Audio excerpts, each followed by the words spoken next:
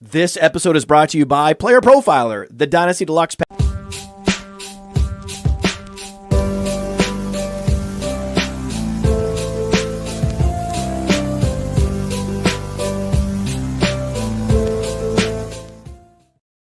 Good morning, everyone, and welcome back to Wake and Take. It's your boy Jason, and we've got some football to talk about today. It's Tuesday, so it's a little bit of a waiver wire episode.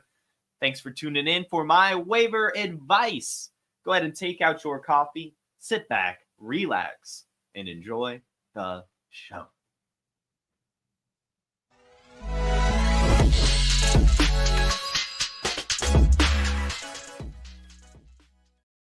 And welcome in, everyone. Good morning to you, Donald, our fearless producer, Dustin, Lucas, Terminal Sarcasm, Ryan, the S-Box. Welcome in. Thank you for tuning in. Whether you're watching my Waiver Wire episode or now Theo's Waiver Wire episode as well, thank you for tuning into Player Profiler this morning as you are running through your wire, trying to find out the players that you need to pick up. It is now, we're heading into week 14 now. It's a big week. And actually, this is Bipocalypse Part 2. So I do want to make note of that and shout out producer Dustin for reminding me that this is the Bipocalypse Part 2. And what's important to note about this week in particular is this is basically, for most leagues, the week before the fantasy playoffs. And with it being Bipocalypse, a lot of people are even more desperate than usual. And so there might actually be some players that are dropped this week that probably shouldn't be because they're on bye. And there are a lot of teams that are actually good for our fantasy. Teams like the Ravens, the Broncos, the Texans, the Colts, the Patriots, and the Commanders are all on bye this week. So kind of just keep your eye out for some of the players dropped from those squads. We'll talk about some of those players as well.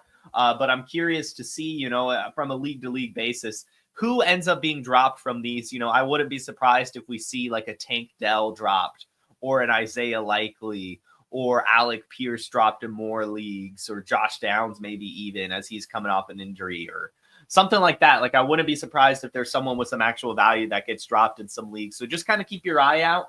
But let's get into it. Let's do it as usual. Again, guys, the kind of bar we're looking for here is available in 75% or more of Yahoo leagues. We use Yahoo as it's a kind of standard,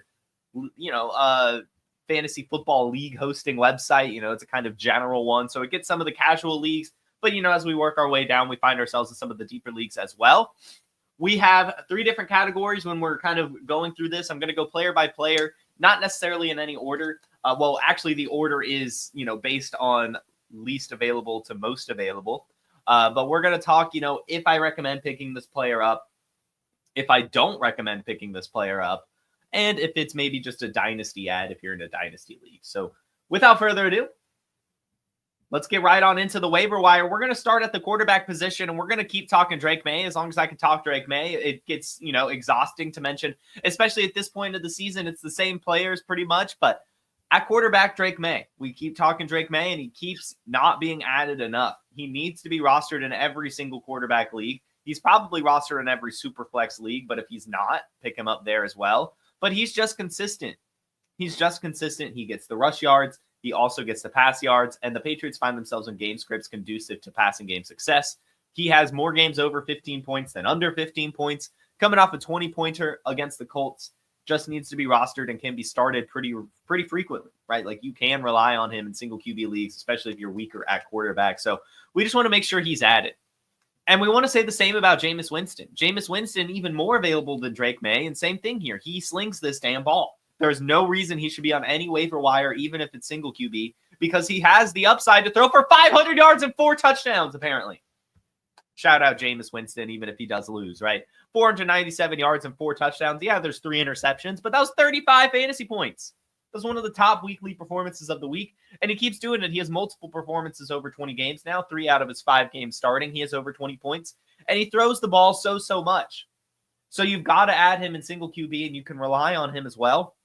In Superflex, he's definitely rostered, but if he's not, you can add him there as well and rely upon him. But he just needs to be added. No reason not to add him in single QB and in Superflex. Same could be said for Drake Maye. Now, as we move our way down to Superflex, I would say Will Levis. Will Levis falls into this category. I'm not comfortable enough relying on him in single QB yet. We haven't necessarily seen the ceiling. In Dynasty single QB, maybe we could be adding him. But in regular redraft, we're really only looking at him in Superflex. If you're in a shallower league, I think you can just add him. This is now 4 straight weeks with over 15 points, and he's getting it done. On the ground, in the air, he's getting it done. He's actually showing some consistency and showing some poise as an NFL starter. So we want to make sure he's rostered. It seems you can actually start him in Superflex as well, as it seems his floor now is 15 points, which is nothing to complain about. Will Levis needs to be added. So does Bryce Young.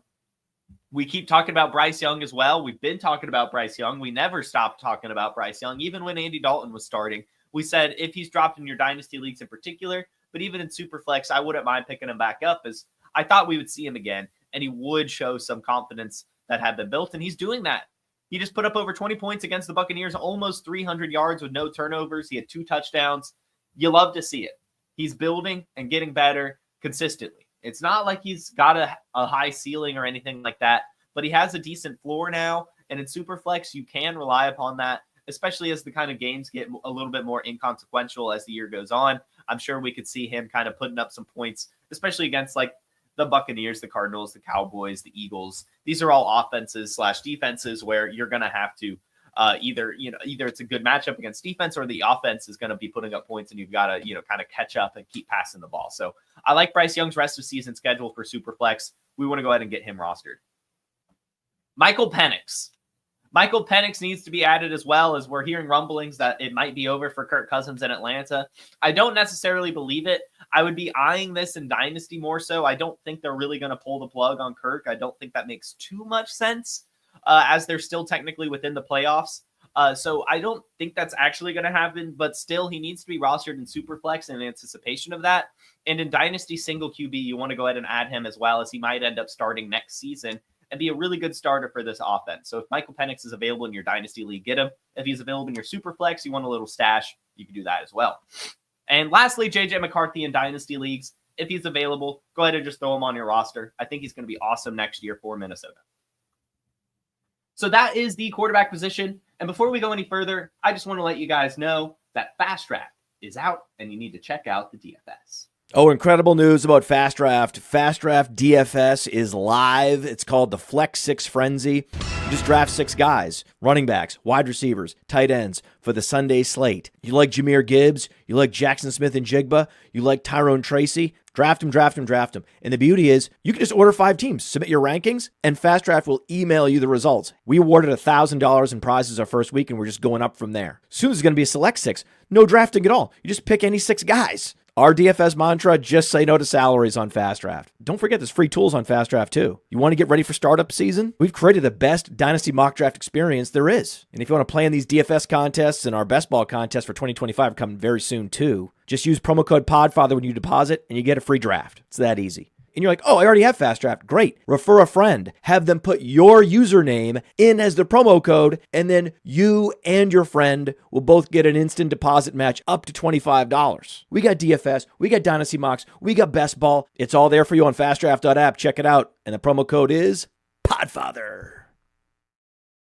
Definitely go check out Fast Draft. The Week 14 Flex 6 Frenzy slate is out, so definitely go check that out. Tons of fun doing the DFS drafting. All right, we're now at the running back position, and basically, you guys know it. It's handcuff season. Just get your backup running backs, and I mean, hope is the wrong word, but right, like, hope something kind of falls their way. Hope the starter above them gets injured, and then you've kind of found yourself a league winner. However, before we get into those handcuffs, there are 2 running backs that are priority ads this week, and of course, it's going to be Isaac Guerrendo as the first one. Christian McCaffrey and Jordan Mason landed on IR yesterday, so Isaac Guerrendo has the backfield now to himself. Some people out there are saying, oh, they might sign someone. I don't think it matters. Isaac Guerrendo is good. He's shown it at the NFL level already. He had 99 yards in week 6, 100 yards in week 8. A lot of those, came off breakaway runs in those games, but still, it doesn't matter. He is a breakaway runner. He's 6 foot tall. He runs a 4.3. He's fast as hell, he's big as hell, and he's on an awesome run scheme. He's a league winner.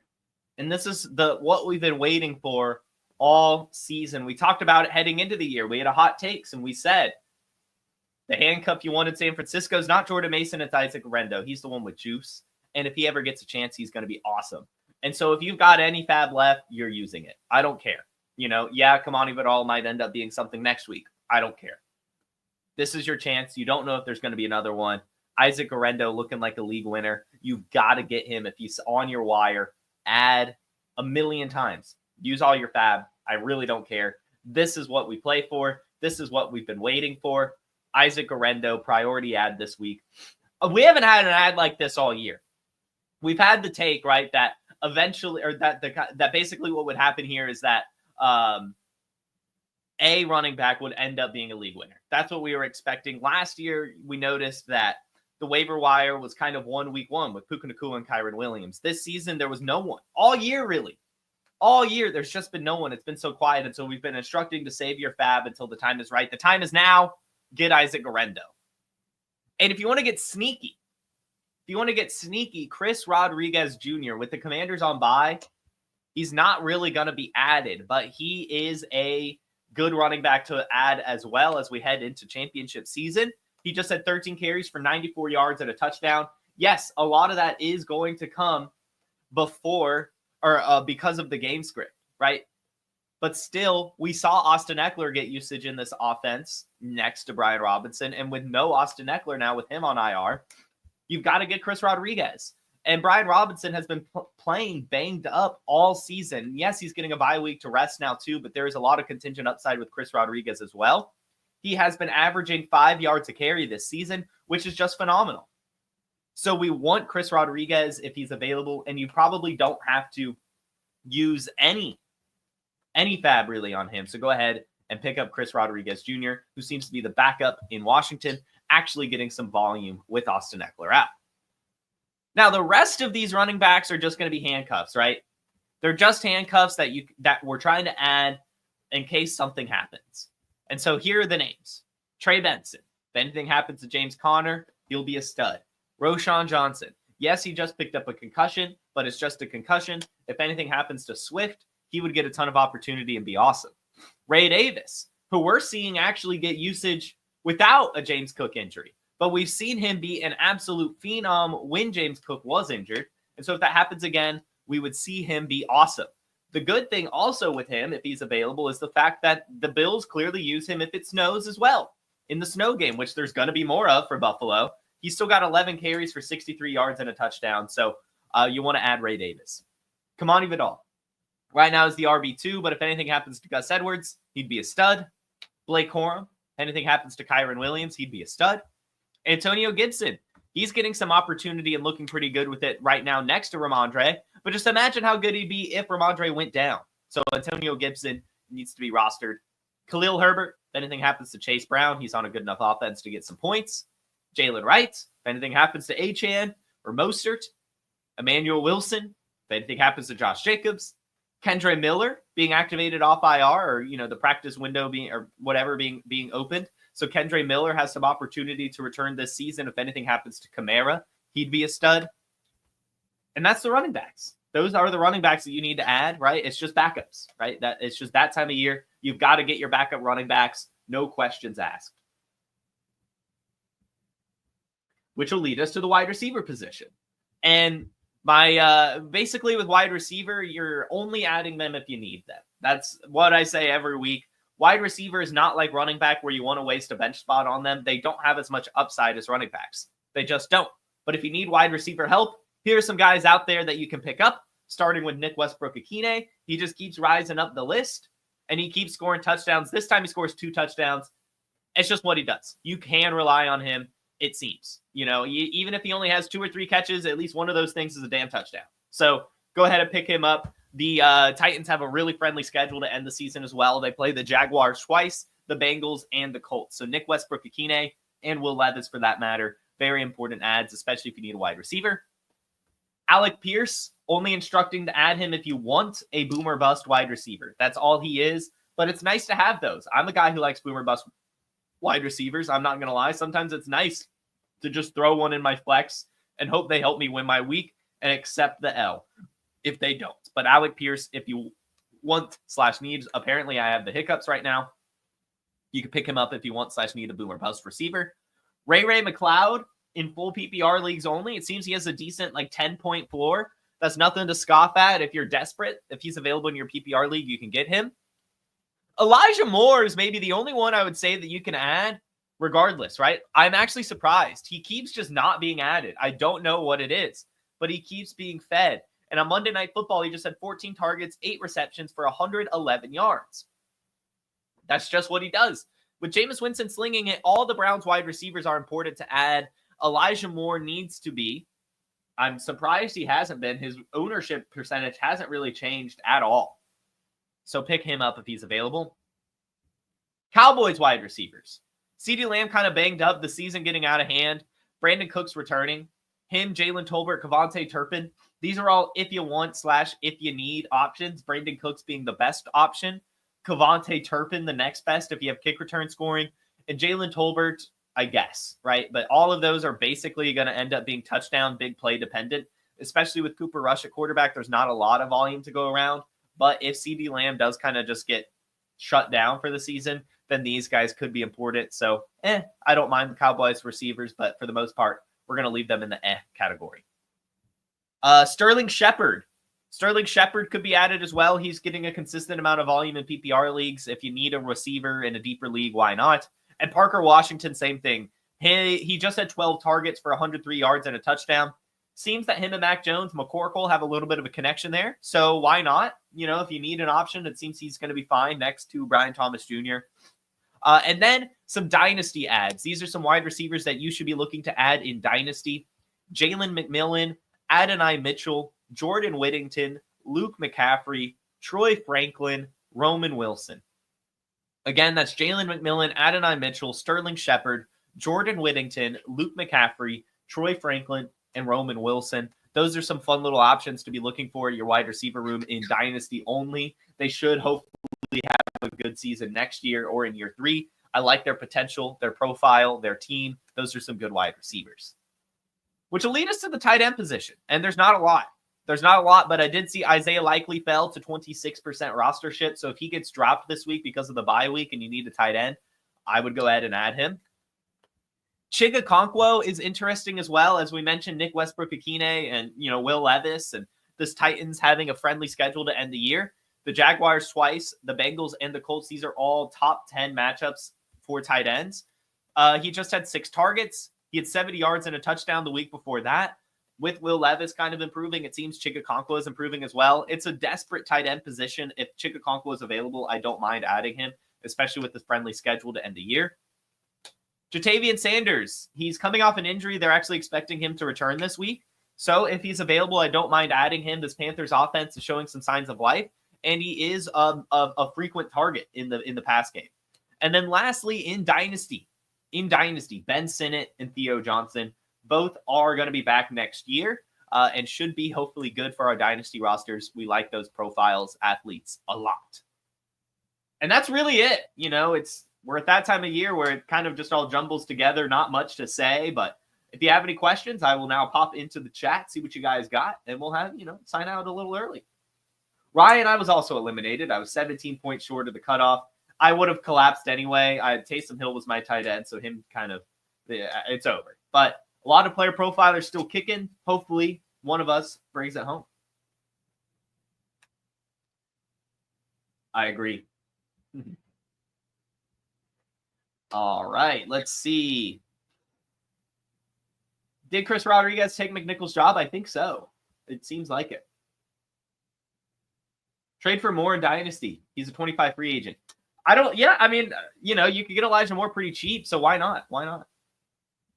Levis or Young? Levis. Levis has just a little bit more upside. Young, I think, kind of just has like Drew Brees, you know what I mean? Where he's just going to be a good distributor of the football and it's going to come down to touchdowns and all that stuff. Whereas Levis, he has some of that rushing ability. He has some of those just like intangibles to me that's like, this guy has a big ceiling. I don't know. It's really back and forth. They're basically the same for me. And yes, Gainwell, also a good handcuff to roster. Keon Coleman or Nick Westbrook? I think Coleman just for the offense, but it does seem Westbrook has a higher floor. And that should do it. Thank you all so much for tuning in. Make sure you hit that like button and make sure you subscribe. We'll be back tomorrow with some more Wake and Take probably looking ahead to some playoff players to targets and trades to help win championships. That's probably what we'll be looking at, but we'll see. Well, keep your eyes open. We'll see what we do tomorrow. Not quite sure yet, but make sure you tune in. It's going to be a fun one. Hit that like button, hit that subscribe. Have a terrific Tuesday and a wonderful rest of your week. Peace. Hey, I want to thank you for being part of this broadcast. If you have any thoughts on it, leave a comment. If you enjoyed it, make sure you leave a like. And if you want to see more shows on the Player Profiler channel, subscribe to it. That's how we know you want more.